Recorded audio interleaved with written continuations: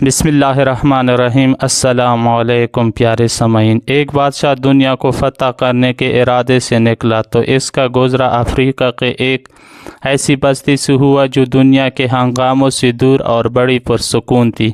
यहाँ के बाशिंदों ने जंग का नाम तक न सुना था और वो फातिह और मफतूह के मानी से न आशना थे। बस्ती के बाशिंदे शहंशाह आज़म को मेहमान की तरह साथ लेकर अपने सरदार की झुंपड़ी में पहुँचे। सरदार ने इसका बड़ी गर्मजोशी से इस्तकबाल किया और पलों से शहंशाह की तवज़्ज़ो की। कुछ देर में दो कबायली फरीक मदी और मद-ए-इलाहिया की हैसियत से अंदर दाखिल हुए। सरदार की झुंपड़ी अदालत का काम भी देती थी। मदई ने कहा, मैंने इस शख्स से ज़मीन का एक टुकड़ा खरीदा था। हल चलाने के दौरान इसमें से खजाना बरामद हुआ। मैंने ये खजाना इस शख्स को देना चाहा लेकिन ये नहीं लेता। मैं ये कहता हूँ कि यह खजाना मेरा नहीं है क्योंकि मैंने इससे सिर्फ ज़मीन खरीदी थी और इसे सिर्फ ज़मीन की कीमत अदा की थी, खजाने की नहीं। मद-ए-इलाहिया ने जवाब में कहा, मेरा ज़मीर अभी ज़िंदा है, मैं ये खजाना इसे किस तरह ले सकता हूँ? मैंने तो इसके हाथ ज़मीन फ़रोख्त कर दी थी। अब इसमें से जो कुछ भी बरामद हो ये इसकी किस्मत है और यही इसका मालिक है।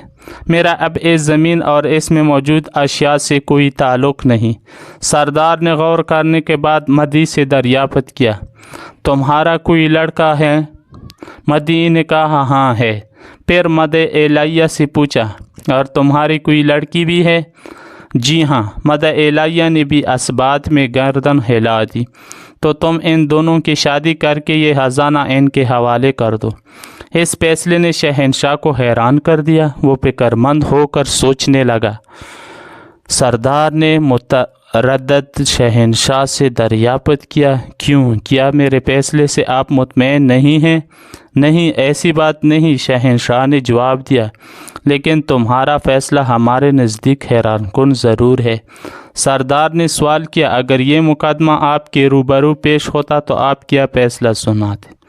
शहंशाह ने कहा कि पहली बात तो यह है कि ये मुकदमा हमारे मुल्क में होता तो ज़मीन खरीदने वाले और बेचने वाले के दरमियान कुछ इस तरह का झगड़ा होता कि बेचने वाला कहता कि मैंने ऐसे ज़मीन बेची है और इससे ज़मीन की कीमत वसूल की है।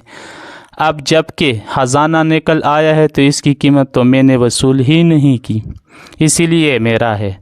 जबकि खरीदने वाला कहता कि मैंने इससे ज़मीन खरीद ली है तो अब इसमें जो कुछ है वो मेरी मलकियत है और मेरी किस्मत है।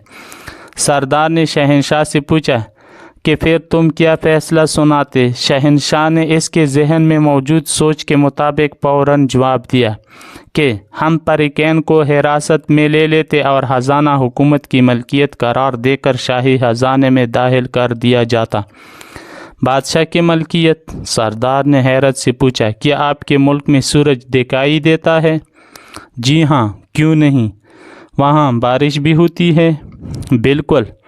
बहुत खूब। सरदार हैरान था, लेकिन एक बात और बताएं कि आपके यहाँ जानवर भी पाए जाते हैं जो घास और चारा खाते हैं?